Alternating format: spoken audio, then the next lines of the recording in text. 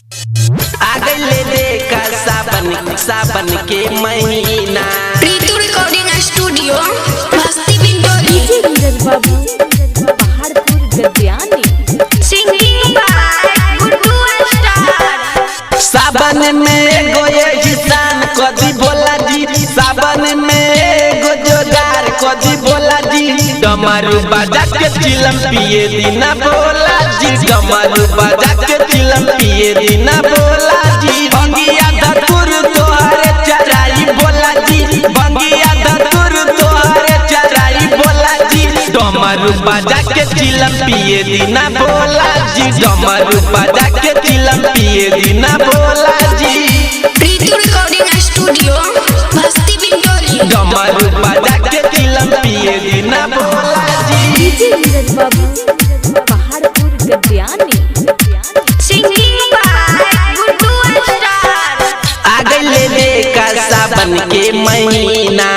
कलश में देखियो कि धुआं धुआं सुई पारी पे चढ़ल जाइब। बोला बाबा कर दी सबके उपैया, बोला बाबा कर दी सबके उपैया। आ गइले देखा सावन के महीना।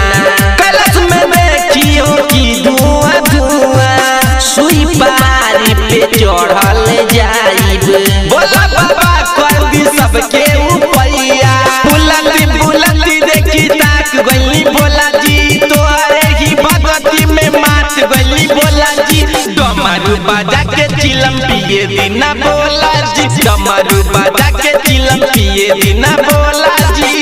Pritu recording studio Masti बिंदोली। डमरू बाजा के चिलम पिए दीना बोला जी। Neeraj Babu Paharpur Gadyani. Singing by Guddu star. Sultanganj से जब जलवा भराइब, बोला बाबा के सब नारा लगाइब। सबके दुख हर लेला बोला जी, बोला जी दिल्ली गरीब के बनाई, बोला जी दिल्ली गरीब के बनाई। सुल्तानीगंज से जब जलवा भराइब, बोला बाबा के सब नारा लगाइब। सबके दुख हर लेला बोला जी, बोला जी दिल्ली गरीब के बनाई। गुड्डू स्टार पे हाथ फेर दी बोला जी, पंकज गुलशन के माफ कर दी बोला जी। डमरू बाजा के चिलम पिए दीना बोला जी, डमरू बाजा के चिलम पिए दीना बोला जी। प्रीतु रिकॉर्डिंग स्टूडियो मस्ती